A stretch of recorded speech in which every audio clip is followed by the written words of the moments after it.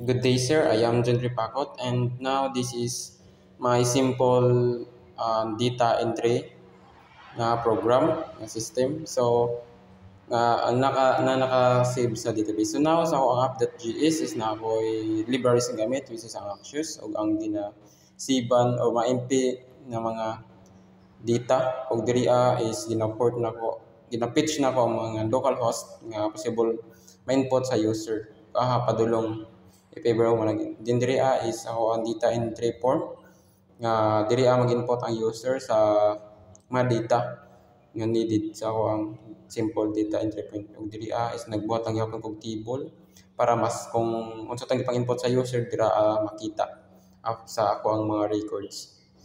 So after sa akong app.js is ako ang kanina nga dapat sir is mga package lang is ako ang React or sa ako ang mga Node nga gi-install gain. Then sa ako ang backend is na ako'y server.js. Sa akong server.js sir is na ako'y mga libraries nga gamit. So kana sila upat ka buok. So needed na ako na nga i-install karon kung akong i-run din diri for user sa nga masib tanan bulong sa JSON. O diri is diri ma-direct tanan mga connection kung padlong ang ginaparan na ako ng program kung unsa ipang-input sa user padlong sa akong database. Diri is timaylan nga connected na siya sa database, and then diri nga function for my email nga address para nga ma-add sa ako ang user sa ako ma-insert ang data. Diri is mo running lang ang port for 500 port nga ma-add to sa ako ang local host.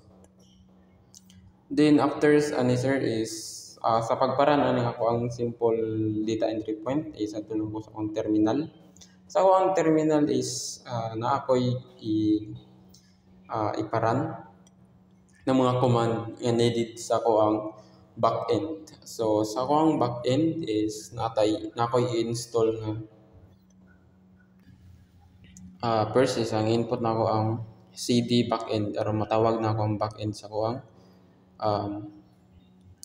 terminal. So na set up na nako ang backend. So now ako anang i-install ang ako ang mga libraries.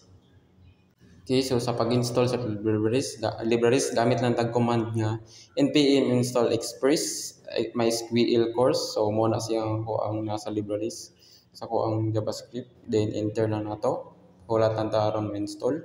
Then after nga ma-install is dito na nato i-type ang ato ang file name sa ato ang backend, which is ang server.js. So type lang nato server.js.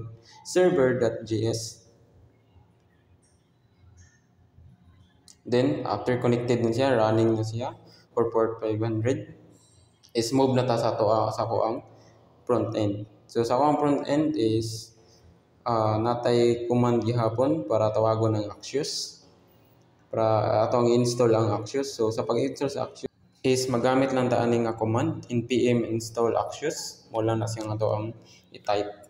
So after installing is ato anang i-command na pod ang npm start para pag-run sa front end na. Then npm start, enter, then direct na dayon siya sa tawang browser. So sa tuang local host nga naka-port of 500.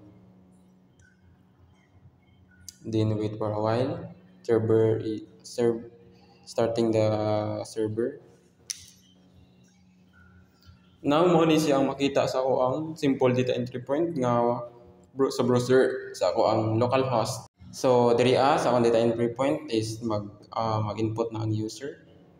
So need lang mag-input ang user.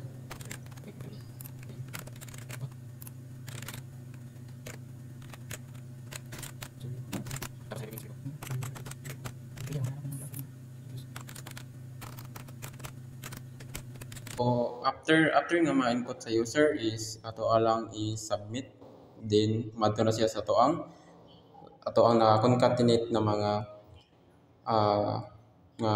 gi-input sa user. So diri ang mapadlong ang gi-input sa user sa ato ang stored user. Then now mo adto ta sa to ang localhost. Then click phpMyAdmin. Then ang ato ang database. Then after ani sir is sa ato ang database is makita na nato to ang table nga gi-create. Ako is data entry DB.